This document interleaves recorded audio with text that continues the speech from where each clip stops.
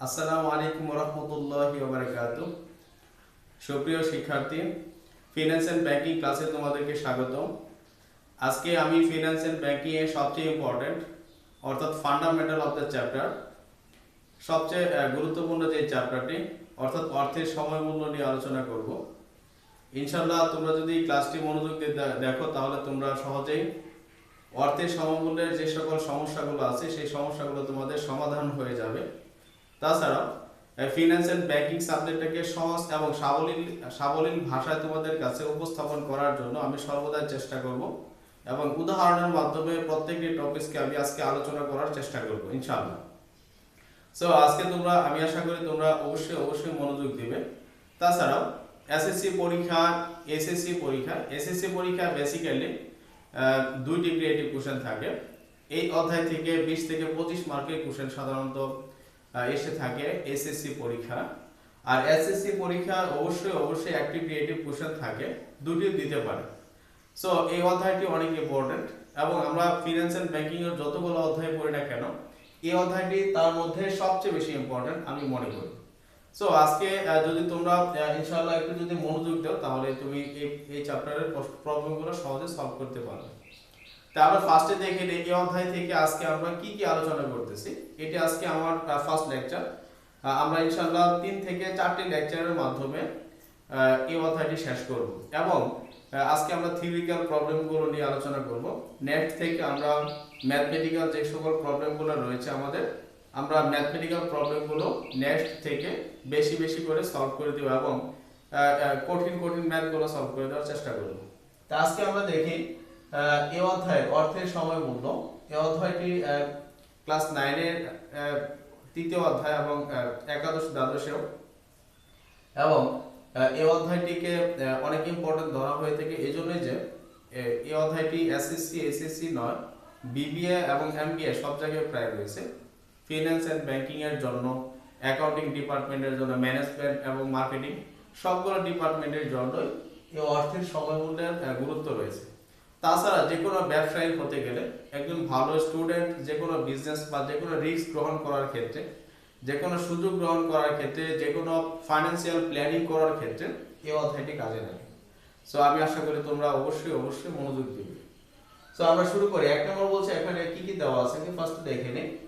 এখানে বলা হয়েছে 1 নম্বর অর্থের সময় মূল্য কাকে বলা হয়, অর্থাৎ অর্থটার সাথে সময়ের কি সম্পর্কযুক্ত, কেন অর্থ সময়ের সাথে সম্পর্কযুক্ত, এই জাস্ট এই কথাগুলো নিয়ে আলোচনা করা হবে এখানে। 2 নম্বর বলছে অর্থের সময় মূল্যের গুরুত্ব, অর্থাৎ আমরা কেন অর্থের সাথে সময় মূল্যের গুরুত্ব দিয়ে থাকি, এটা কেন ইম্পর্টেন্ট মনে করে থাকি, আর কেন আমাদের অর্থের সাথে সময়ের একটা সম্পর্ক রয়েছে, তার সিগনিফিকেন্সটা কি আর তার ইফেক্টিভিটিটা কি, জাস্ট আমরা এটা নিয়ে আলোচনা করব দ্বিতীয় টপিকে। এখানে কিছু কথা আছে, যেমন 1 নম্বর বলছে সুযোগ ব্যয়, এটাকে ইংলিশে অপরচুনিটি কস্ট বলা হয়ে থাকে। ইভ্যালুয়েশন অফ প্রজেক্টস, দ্বিতীয়টাকে বলা প্রকল্প মূল্যায়ন করা। তৃতীয় নম্বরটা হলো যেটা ঋণ গ্রহণ সিদ্ধান্ত, ডিসিশনস অফ টেকিং লোন।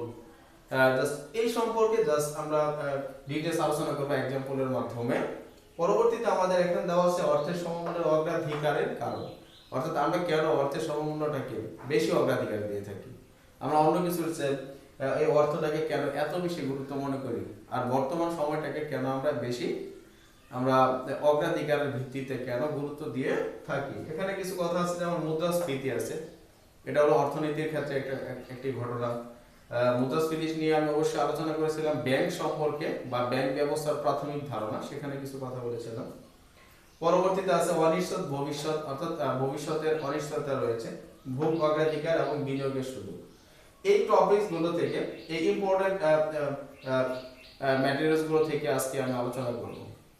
আর এগুলো যদি তুমি সহজে ধরতে পারো তাহলে এই চ্যাপ্টারের থিওরি গুলোকে তুমি সহজেই অ্যান্সার করতে পারবে, যেভাবে আসুক না কেন, প্রশ্ন যতই ঘুরিয়ে দেখ না কেন তুমি সহজে অ্যান্সার করতে পারবে।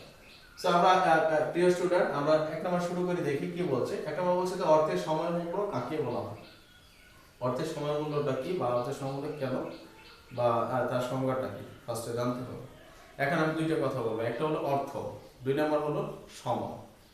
এই অর্থ আর সময় এটা কি একে অপরের সাথে ওতপ্রোতভাবে জড়িত। কিভাবে, জাস্ট আমি কয়েকটি एग्जांपल দিয়ে দেন আমি এটা সংজ্ঞাটা বলবো। আমরা যখন সাপোজ যে কোনো একটি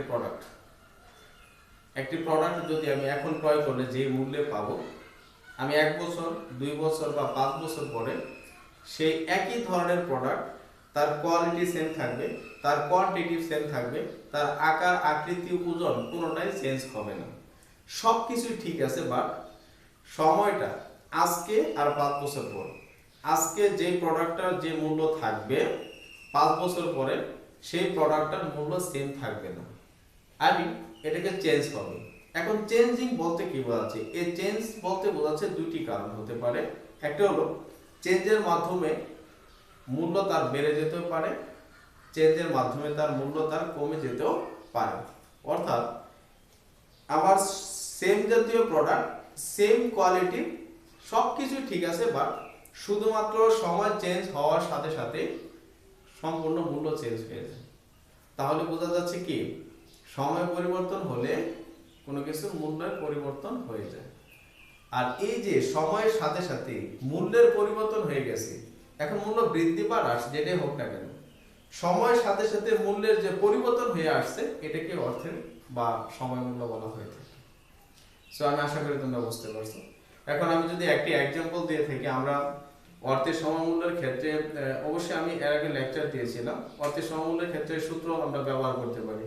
যে মনে করি যে যদি কোনো একজন ব্যক্তি 100 টাকা বিনিয়োগ করেছিল, 100 টাকা, অর্থাৎ আমার কাছে 100 টাকা আছে।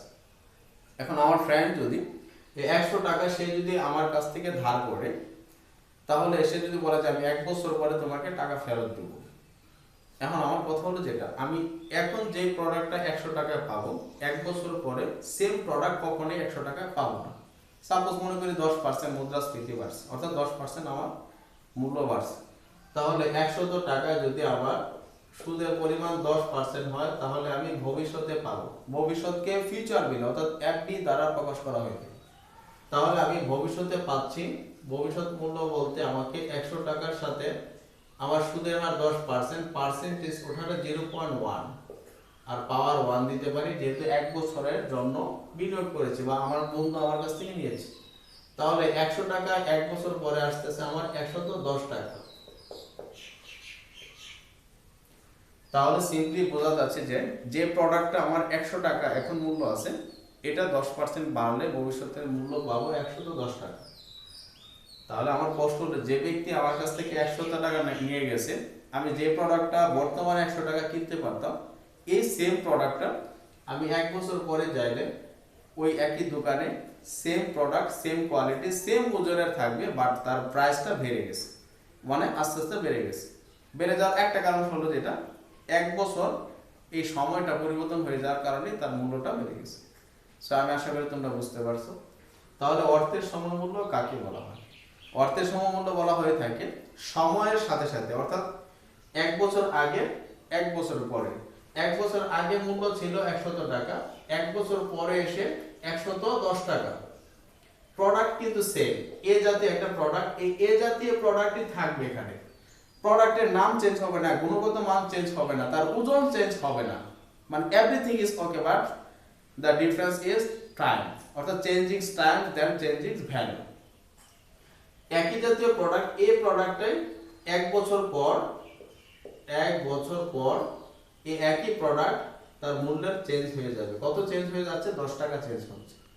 শুধু একটা কারণে, সেটা হলো এই বছরটা চেঞ্জ হয়ে গেছে বলে তার মূল্য পরিবর্তন হয়ে যাচ্ছে। এজন্য সাধারণত অর্থের সময় মূল্য কাকে বলা হয়? অর্থের সময় মূল্য বলতে তাহলে সময় পরিবর্তন হবে, সাথে সাথে কোনো প্রোডাক্টের মূল্যের পরিবর্তন হবে। আর সময় পরিবর্তন হওয়ার সাথে সাথে মূল্যের পরিবর্তন হওয়ার এই ধারণাকে কি বলা হয়ে থাকে? অর্থের সমমূল্য বলা হয়। সো আমি আশা করি প্রিয় শিক্ষার্থী, তোমরা অর্থের সমমূল্যের সংজ্ঞাটা তুমি সহজেই দিতে পারবে ইনশাআল্লাহ। ওকে, আমরা যাই এখন পরবর্তী যে টপিকটা। দেখো এখানে বলছে অর্থের সময় মূল্যের গুরুত্ব, এটা মোস্ট ইম্পর্টেন্ট টপিকস। এটা এই কোশ্চেনগুলো সাধারণত পরীক্ষার অনেক বেশি থেকে থাকে।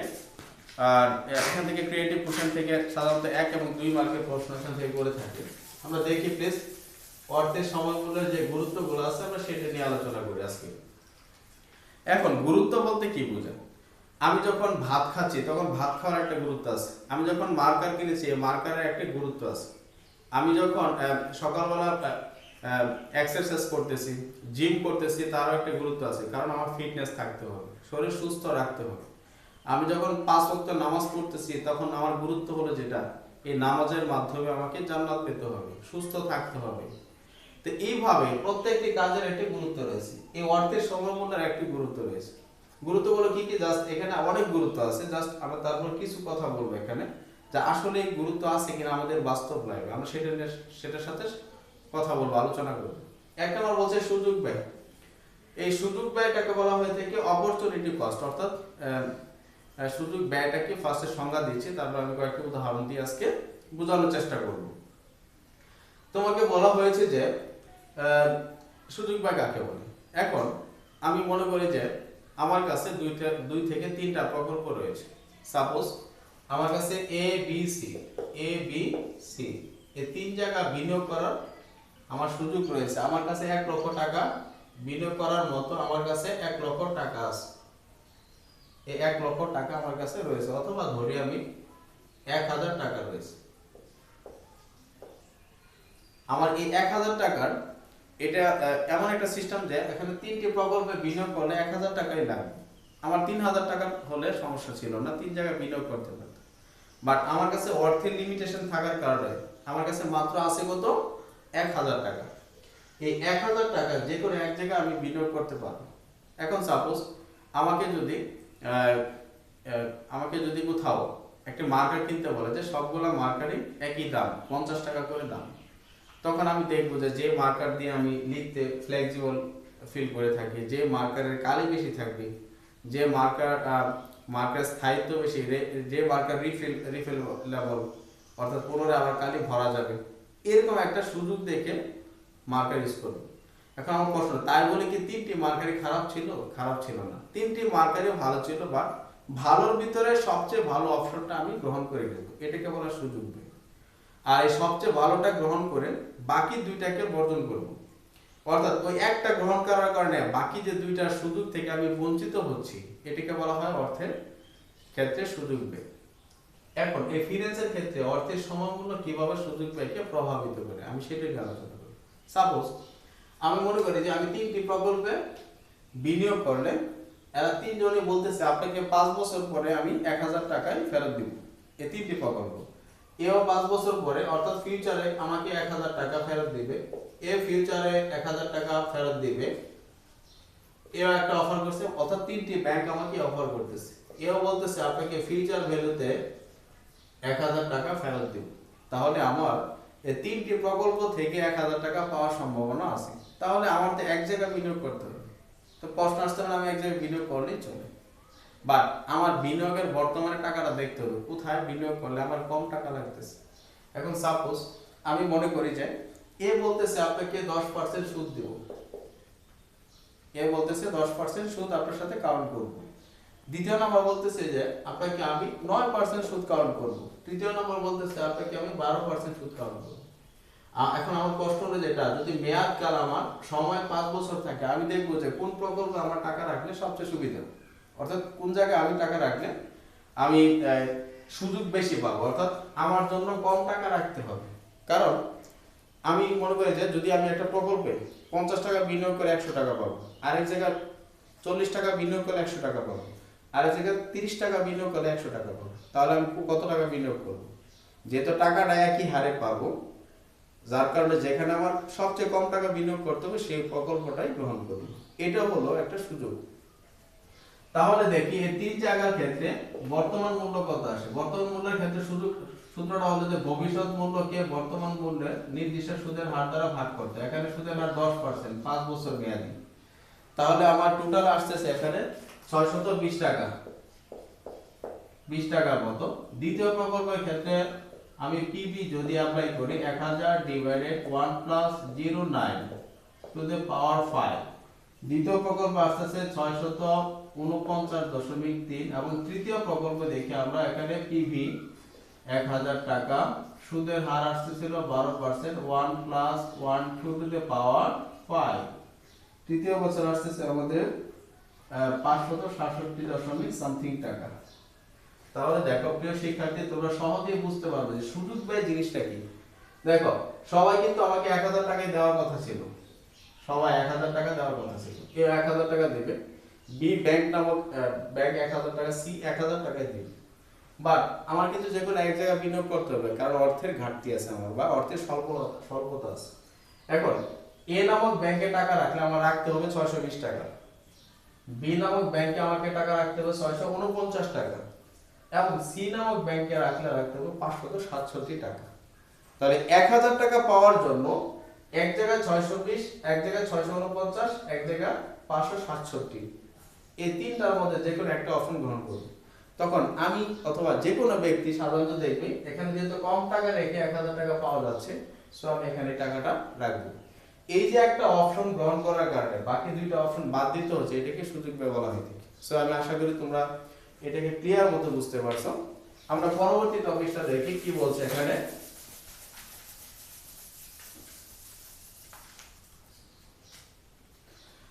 তোমরা দেখো পরবর্তী কি বলছে এখানে, প্রকল্প মূল্যায়ন করা। এখন প্রকল্প মূল্যায়ন বলতে কি বোঝাচ্ছে, প্রকল্প কি ফার্স্টে জানতে হবে। প্রকল্প বলতে যে কোনো ব্যবসা প্রতিষ্ঠানের ক্ষেত্রে যখন কোনো একটি ব্যবসাকে শুরু করতে যায় তখন তারা অ্যানালাইসিস করে, ফাইন্যান্সিয়াল অ্যানালাইসিসটা বিভিন্ন প্রকল্প হাতে নেয়, এই প্রকল্পগুলোকে মূল্যায়ন করে যে এই প্রকল্পের 10 বছর বা 25 বছর পরে কি পরিমাণ ক্যাশ ফ্লো হবে, আয় হতে পারে, কি পরিমাণ ঝুঁকি আছে, আর কি পরিমাণ আমার ইনভেস্টমেন্ট অ্যামাউন্ট লাগবে, অর্থাৎ বিনিয়োগকৃত মূলধনের পরিমাণ কত হতে পারে, যার মাধ্যমে কি একটি প্রতিষ্ঠান বা একটা প্রকল্পকে সবচেয়ে বেস্ট একটা প্রকল্প গ্রহণ করতে পারে। তো এটা অর্থের সমমূল্যের মাধ্যমে, অর্থাৎ একটি প্রতিষ্ঠান আমাকে এখন বিনিয়োগ করলে যদি আমার 10 লক্ষ টাকা লাগে প্রত্যেকটা প্রতিষ্ঠানে, এখানে মনে করি যে আমি বি আছে, সি আছে, ডি, প্রতিটা প্রতিষ্ঠানে আমার বিনিয়োগ করলে 10 লক্ষ টাকা লাগতেছে, তখন আমি অর্থের সমমূল্যের মাধ্যমে অর্থাৎ ভবিষ্যতের মূল্যের মাধ্যমে দেখব যে কার ফিউচার ভ্যালুটা বেশি আসতেছে, কোথায় ঝুঁকির পরিমাণ কমে যাচ্ছে, কোথায় আমার একটি প্রকল্পের ক্যাশ ফ্লোর পরিমাণ সবচেয়ে বেশি আসবে যেটা, এবং সম্পদের পরিমাণ সবচেয়ে বেড়ে যাবে যে প্রকল্পটা, এরকম প্রকল্প নির্বাচন করা হয়েছে। আর এটা অর্থের সমমূল্যের সূত্রের মাধ্যমে, অর্থের সমমূল্য প্রয়োগের মাধ্যমে বের করা যায়, আর এটাকে একটি অর্থের সমমূল্যের ক্ষেত্রে একটি গুরুত্বপূর্ণ উপাদান।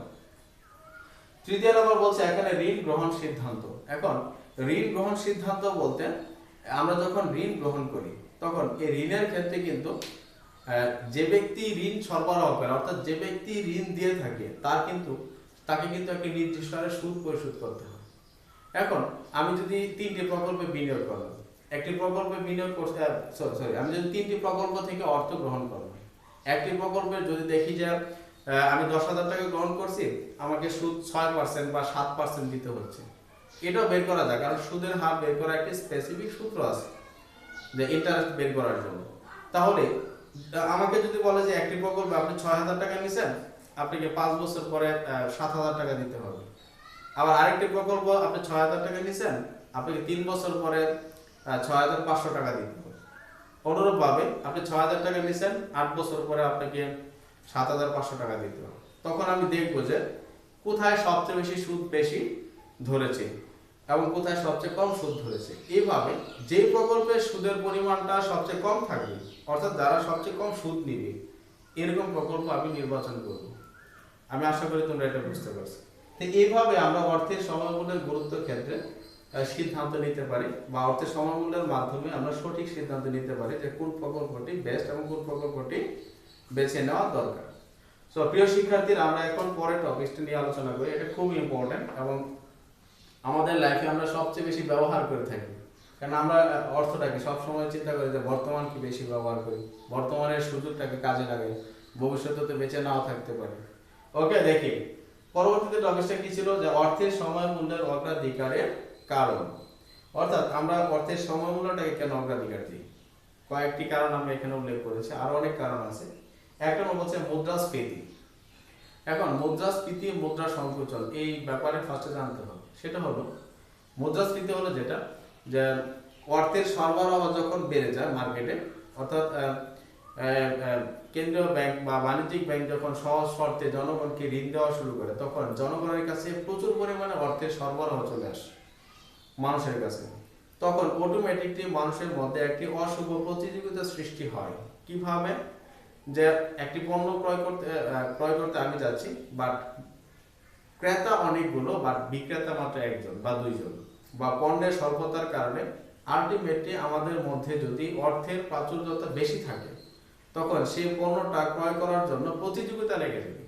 তাহলে আলটিমেটলি যে পণ্যের দাম 50 টাকা, এটা 70, 100, 200 টাকাও হতে পারে। এটা আমরা বেশিরভাগ দেখছি যখন করোনা ভাইরাস ফার্স্টে আসছিল, মাস্কের দাম আলটিমেটলি বেড়ে গিয়েছিল।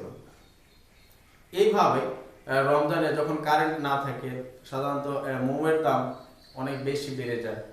এরকম কিছু কিছু প্রোডাক্ট আছে বাংলাদেশের ক্ষেত্রে অনেক অস্বাভাবিকভাবে বেড়ে যায়। তো এই মুদ্রাস্ফীতির কারণে মানুষের ক্রয় ক্ষমতা হারাবে, এই ভয় থাকে মানুষের। যেমন আমি 100 টাকা, একটু আগে যেহেতু আলোচনা করছি, 100 টাকা আমার ফ্রেন্ডকে দিয়েছিলাম বা বন্ধুকে দিয়েছি। বন্ধু যদি আমাকে 110 টাকা না দেন, তাহলে কিন্তু আমি আজকে যে পণ্যটা 100 টাকাতে কিনতে পারতাম, সে একই পণ্য কিন্তু 1 বছর পরে 100 টাকাতে কিনতে পারছি না। অর্থাৎ তখন আমার এই 100 টাকার মূল্যটা কমে গেছে বলেই তখন আমি দেখছি যে আমরা হিসাব করে 90.something টাকা আসে। তাহলে 100 টাকার মূল্য কমে গেছে বলে আমার ক্রয় ক্ষমতা আমি হারিয়ে ফেলছি, তখন আমার আর বেশি টাকা লাগবে। এই যে 100 টাকা বর্তমানে যে জিনিসটা আমার 110 টাকা লাগতেছে, আমার কাছে তো টাকা নেই 100 টাকা ছাড়া। এজন্য সর্বদাই সবাই চেষ্টা করে বর্তমান মূল্যকে বেশি অগ্রাধিকার দিতে, অর্থাৎ বর্তমানের ভোগটাকে তারা সর্বোচ্চ ভোগ মনে করে। 2 নম্বর হলো অনিশ্চিত ভবিষ্যৎ, অর্থাৎ ভবিষ্যতে আমি কি করব, বা ভবিষ্যতে আমি বর্তমানে যে প্রোডাক্টটা পাচ্ছি এটা তো নাও পেতে পারি, ভবিষ্যতে আমার এই সুযোগটা নাও আসতে পারে, অন্য কোনো কাজে তো আমার টাকাটা চলে যেতেও পারে, অথবা আমার যে অর্থটা আছে সেই অর্থটার ঘাটতি হতেও পারে। এরকম ভবিষ্যতের কথা অনেকে চিন্তা করে, ভবিষ্যতে কি হবে না হবে এই দুশ্চিন্তার মধ্যে থেকে সবাই অর্থের বর্তমান ভোগটাকে বা বর্তমান মূল্যটাকে বেশি পছন্দ করে, অর্থাৎ বর্তমান মূল্যে যে জিনিসটা আছে, যে উপাদানটা আছে, সেটাকে বেশি গুরুত্ব দেওয়ার চেষ্টা করে থাকে। এটা একটা অগ্রাধিকার দিয়ে থাকে এদিক থেকে। 3 নাম্বার বলছে ভোগের অগ্রাধিকার, অর্থাৎ ভোগ বলতে কি বোঝাচ্ছে, ব্যবহার করা বা খাবার করা, এটাকে নিঃশেষিত করা, এটাকে বোঝানো হয়। কারণ আমরা জানি মানুষ বেঁচে থাকবে কিনা এটা কেউ বলতে পারে না, মানুষ মারা যাবে এটা নিশ্চিত, বা সে কখন মারা যাবে সেটাও বলতে পারে না। যদি স্পেসিফিক বলা যেত মানুষ কখন মারা যাবে, তাহলে সে এটাকে অগ্রাধিকার একটু পরে বা কম এখন সবকিছু দিতে পারতো, ম্যানেজ করতে পারতো। বাট মানুষ কখন মারা যাবে, কারণ একটা কথা কোরআনের কথা আছে যে ইজা জাআ আজালুহা লা ইস্তাকিরু সাআতা ওয়া লা ইস্তাকদিমুন। মানুষ কখন মারা যায়, মানুষের যখন মৃত্যু আসবে তখন তার 1 সেকেন্ড আগেও আসবে না, পরেও আসবে না। পৃথিবীর সকল নবী, সকল রাসূল, সকল ফেরেশতার মৃত্যু আছে উইদাউট আল্লাহ ছাড়া। তাহলে এই মানুষ যে কখন মারা যাবে সে তো জানে না, সে তো আগামীকালও মারা যেতে পারে, সে 1 মাস পরে মারা যেতে পারে, সে 1 বছর পরে মারা যেতে পারে, সে 1 সেকেন্ড পরে মারা যেতে পারে। যার কারণে মানুষ চিন্তা করে যে আমার হাতে যে অর্থটা আছে সেটা এখন ব্যবহার করে নিঃশেষিত করে দিব, অর্থাৎ এখনই ব্যবহার করবে, কারণ পরে নাও খেতে পারে। আরো কয়েকটা কারণ আছে, যেমন অনেকে ডায়াবেটিস আছে, এখন যদি আপনি চিনি খেতে পারেন সুস্থ আছেন, পরে খেতে পারবেন না।